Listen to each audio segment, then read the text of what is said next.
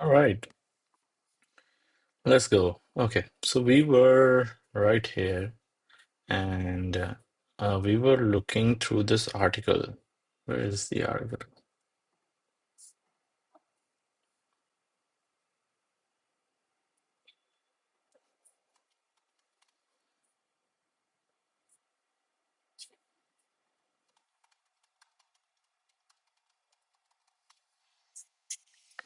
We were going through this article called Audio Deep Learning and part one. Okay, I think this is pretty well written. Ketan Doshi. Okay, so these are just some of the articles I'm planning in the series. My goal throughout would be to understand not just how something works, but why it works that way.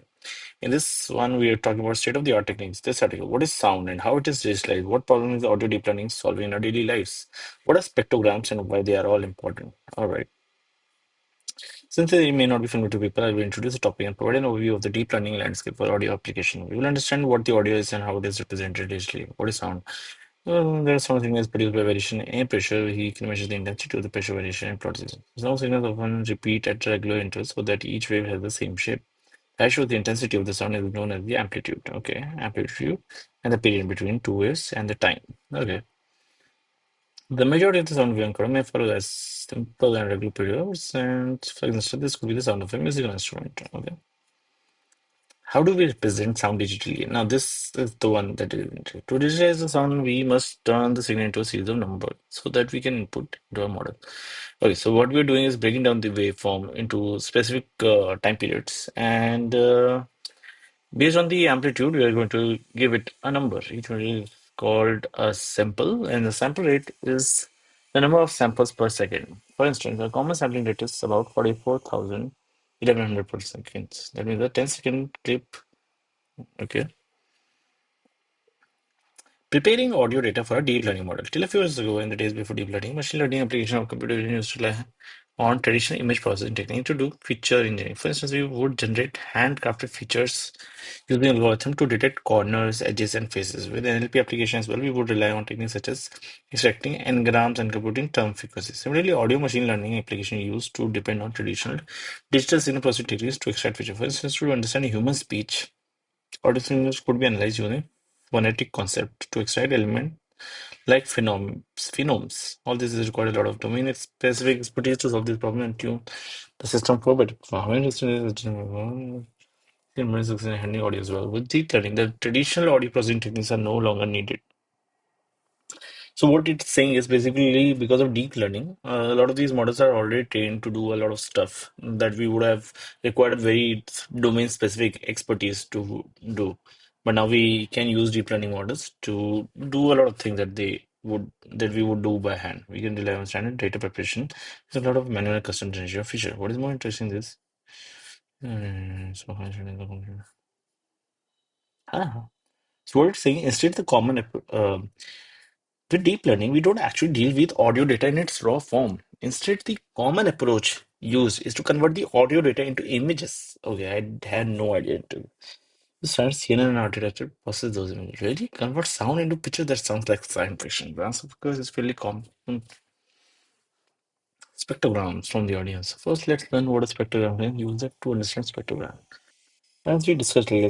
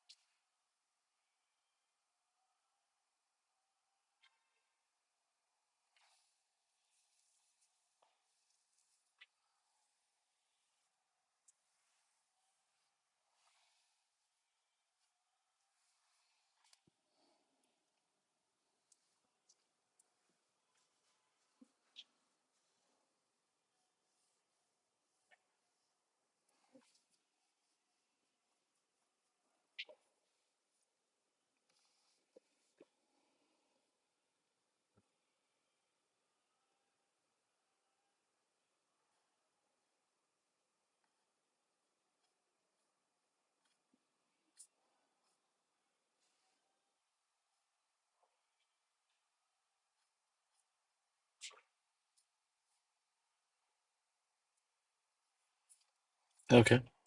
We got a basic understanding of spectrogram and like the different use cases why you would want to do that. Now let's go to the part two. Why manual spectrograms perform better, Jay? Processing audio.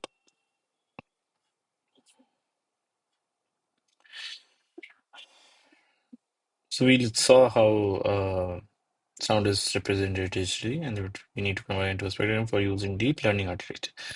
More details how that is done and how we can tune that conversion to get better performance. So data preparation is so critical. Case of audio deep learning model, they'll be the focus of the next tutorial. Here's a quick summary of the articles applying. Okay, this article is processing audio data in Python via mentioned. Audio data for your deep learning models will usually start out as a digital audio file from listening to sound recording. You all know that this is stored in a variety of format. Okay, Python has some great libraries for audio processing. librosa is one of the most well-known features. Scrippy is also commonly used if you're using PyTorch. It has a companion library called Torch Audio. Different from processing is to load the file. Okay,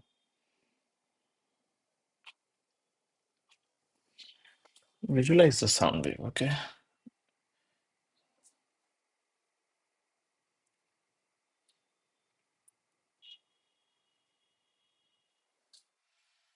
yep, here's the sound wave.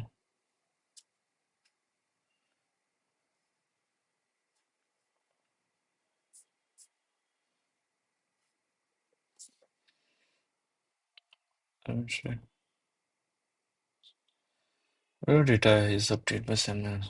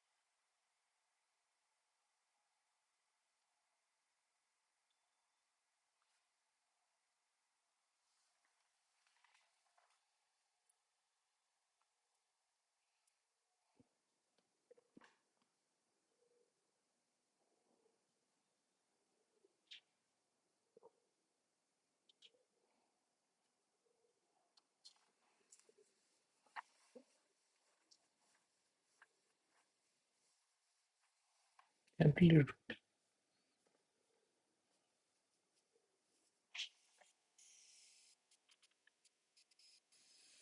pitch is the frequency, speed, and amplitude is the loudness.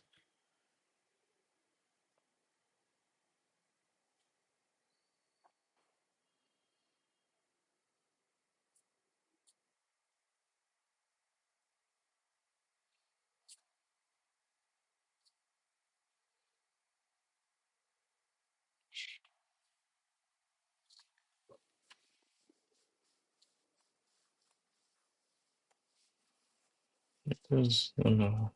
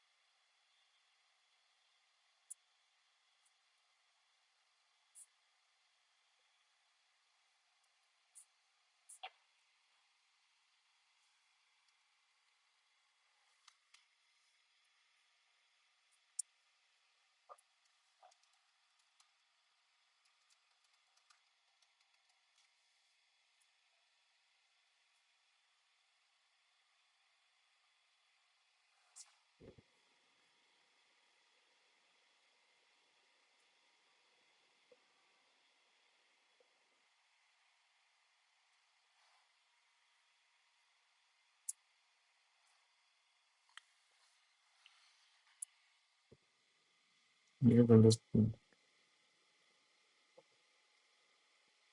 Newton as a as Newton everything. I think we'll need to understand fast Fourier transform. I remember like learning about it in my second year of college or first year of college.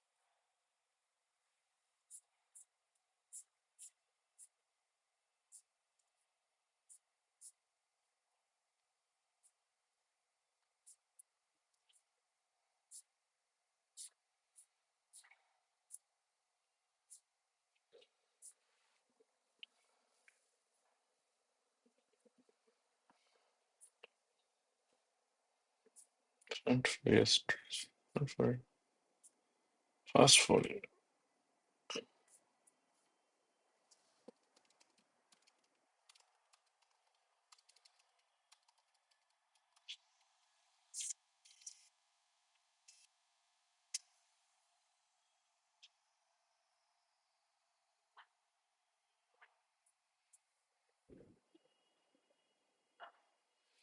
Like theoretically, it makes sense. Okay, I'll explain how do we reduce noise. So we use the sound wave, and sound wave is basically time on the x-axis and the amplitude on the y-axis. We use fast Fourier transform to convert this into frequency. So we basically now have all the frequencies that is in our audio. We are basically separating them, and then what we're doing to remove the noise is specifying the exact frequencies we need. And once we do that, so I think we know the frequency humans speak in, which is audible to the other person. And that's why we are able to like distinguish that and way to pass through.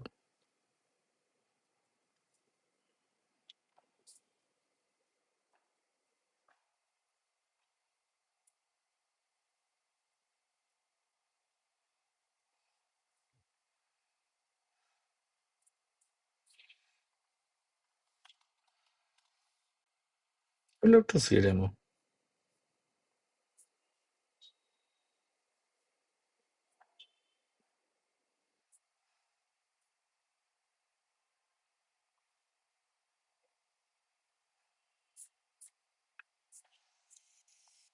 I think What is going on, guys? Welcome back. In this video today we're going to learn how to use Fourier transforms, or to be precise, short time Fourier transforms. okay, we For this understand the theory. Let me just skip to where he's actually showing this. we're going to ask is so we're going to call it to be the relevant to analysis, because in the and at the end, because this is average noise level, and then we want to noise level of the first couple. Each of those we want to have the average noise level, and then we want to um, or actually no, we're going to only take the average noise level of the first couple of milliseconds, and based on that we're going to just make the assumption here that the first couple of milliseconds contain just noise and no relevant speech data, and then we're going to take that and use it to spot the noise level, or to remove this noise level, or to remove the noise from the rest of the recording. So we're going to say here noise power is going to be equal to NP mean, and we're going to pass here our magnitude data. We're going to use all of it, but we're only going to use the first couple of seconds, and we're going to define it by saying sample rate, or sampling rate, times 0.1. I'm going to turn it into an integer. This will basically take just the first couple of frames that equal the first 0.1 seconds, and based on that we're going to determine the mean. So I have to pass here an axis 1, and this is going to be our base average noise level that we're going to use to identify the noise. Now, to actually remove the noise, we need to create a mask. So we need to say that the mask is equal to where exactly is our recording larger than that noise level, than that average noise. So I'm going to use here none for broadcasting and NumPy. This basically just says, okay, we're going to get zeros or ones depending on is the content of the sound at this position now more than the average noise level or not, and then we're going to have a mask full of zeros and ones that will basically, when we multiply it uh, with the magnitude, so with the S full, we're going to only get the parts where this is actually 1. Now, what we want to do though is we want to make this smoother, so we're going to actually apply this metFilt function here, and for that we need to turn this into a float first, into a float array. So we're going to apply 5. Now, to get the clean audio now in the frequency domain, we need to say sclean is equal to sfull times mask. So we apply the mask to our magnitude data, and then we get our clean data, and all we need to do now to actually turn this back into an audio is we need to perform an inverse STFT. So we need to say that our y clean is going to be equal to Labrosa ISTFT of the sclean data times the phase, because now we need to include the temporal aspect again. To turn this into a time into the time domain. All right. So this is our clean audio, and to now write this into a file, we need to use the sound file package. We do sf that is going to write our before. That's okay. All right. Now this should already so that you can see what's actually happening here. Oh, let me just double check. Oh, 1 second. That is it. We should be able now to open this in files. And let's listen to the original again. This is a test recording for a Fourier. And now let's listen to the clean version. This is a test recording for a Fourier transform. Now you can see, you can hear that certain noises are still there, but the basic constant background noise is removed. So listen to this. This is a test recording for a. There's this constant noise, and there's still also some other individual noises, but there's this constant noise, and this constant noise is now removed. This is a test recording for a. And the voice is roughly the same, I would say.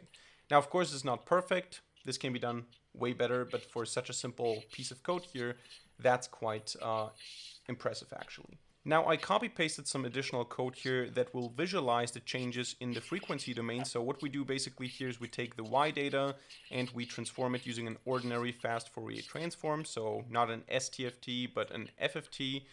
And then we plot the original audio and the cleaned audio in the frequency domain, and we also visualize the differences. So when I run this, we can see that this is what it looks like. Now, if you don't know at all what you're looking at, this maybe doesn't make a lot of sense. Fourier transform, because yes, there are some differences that we can see down here. Notice, by the way, the Y scale, they're not very huge. But you can see that the two signals here, or the two plots here of the frequency domain, look actually quite similar. They don't look like you've just cut out something below a threshold or something. It doesn't look like that. And this is why you can see that the quality of cleaning that we have here is the effect or the result of using the STFT, and is not so easy to accomplish with an ordinary FFT with a threshold, or drop all the frequencies that don't go above a certain amplitude type of approaches. So yeah, this is also a nice visualization here. So that's it for today's video. I hope you enjoyed it and hope you learned something. If so, let me know by hitting the like button and leaving a comment in the comment section down below. And of course, don't forget to subscribe to this channel.